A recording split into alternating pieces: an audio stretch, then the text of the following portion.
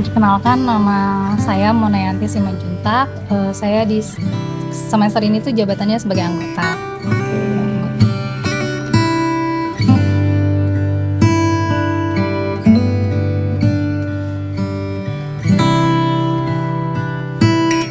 Kalau terbentuknya itu sebenarnya Realino sendiri itu yayasan ya, yayasan dari Serikat Yesus Jesuitnya Katolik.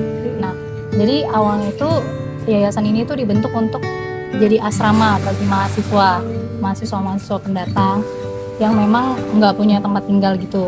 Jadi terus seiring berjalannya waktu, dia mengalami pengembangan kegiatan, nggak hanya fokus di asrama, tapi dia juga ke layanan sosial masyarakat. Salah satunya itu kelompok belajar Realino yang ada di Jombor.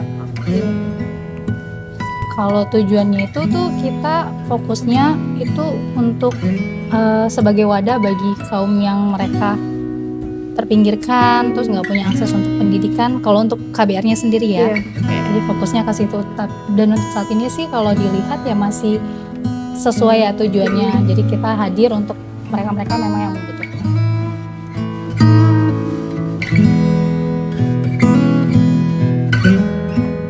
Memang jadi mahasiswa kan nggak mau cuman jadi mahasiswa aja gitu, mau berkembang juga di secara sosialnya. Terus ngelihat ada kegiatan ini dari salah satu kakak tingkat, jadi pengen join aja karena fokusnya ke anak-anak. Kalau terjun langsung tuh pertama-tama kali itu tuh masih beradaptasi ya, jadi sedikit bingung, terus kaget sama tingkah-tingkah anak-anaknya. Karena pertama kali tuh bukan di Jombor sini saya. Jadi dulu cerita sedikit ya. Jadi dulu tuh KBR Realino tuh ada 2 tempat. Ada di Bongsung itu di dekat rel stasiun Tugu. Terus yang kedua tuh di sini. Terus pertama kali saya terjun tuh sebenarnya bukan di Jombor sini, tapi di Bongsung. Dan anak-anak di Bongsung tuh lebih hiperaktif dibandingkan anak-anak yang di Jombor sini. Jadi pertama kali ngeliat tuh ya cukup kaget, harus beradaptasi, tapi seneng juga karena merekanya ternyata excited dan nggak punya gap gitu sama kita tuh, kayak ngelendot-lendot juga santai gitu. Jadi seneng berdinamika sama mereka sih gitu. Kalau waktu mengajar pertama itu persiapan materi ya, karena mereka kan berbeda-beda ya porsinya. Jadi kita harus bisa menjelaskan itu yang bahasanya dapat diterima mereka semua gitu. Kedua tuh kesiapan mereka di hari itu. Jadi mereka tuh excited atau enggak sih hari itu kan kita nggak tahu ya. Karena kita ketemunya siang, dari pagi sampai siang kita nggak tahu merekanya ngalamin apa.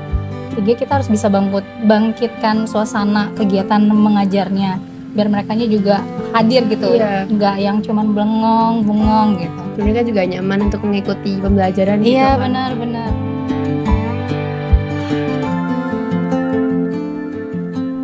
Pertama dari sisi untuk mengisi waktu mereka di saat free, kan kita hadirnya di saat weekend ya. Jadi mereka misalkan yang tadinya nggak punya kegiatan apa-apa, jadi punya kegiatan yang bermakna gitu loh, yang nambahin, bisa menambahkan ilmu mereka gitu. Jadi weekend ini nggak cuma dipakai buat main-main, tapi mereka juga bisa belajar hal baru dari teman-teman volunteers lain, serta ya sebagai salah satu wadah untuk mereka juga mengembangkan kreativitas, karena kita belajarnya bukan cuma materi, tapi kita juga membuat satu prakarya.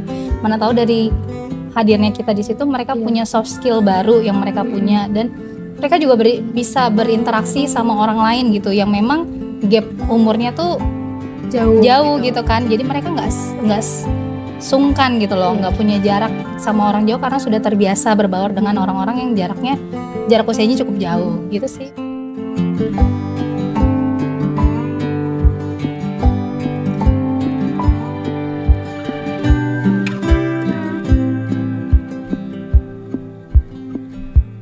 Kalau setiap KBR itu biasanya kita pertama itu misalnya kita para volunteers datang, kita ngadain games sama anak-anak itu sekitar 15-20 menitan.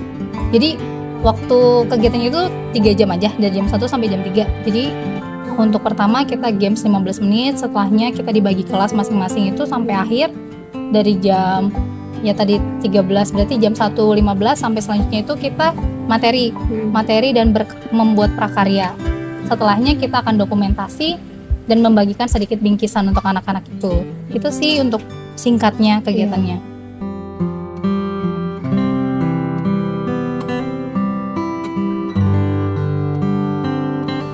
Harapannya sih eh, mereka lebih semangat lagi dalam melakukan setiap kegiatannya. Terus mereka juga bisa menangkap hal-hal baik yang kami bagikan ke setiap KBR yang ada. Lalu harapannya juga mereka punya kepribadian yang baik gitu ya. Jadi mannernya itu, attitude mereka tuh bisa terbentuk dari kegiatan ini gitu. Saling menghargainya, kekompakannya, sama cara bertutur kata yang baik gitu. Itu sih harapannya untuk kedepannya.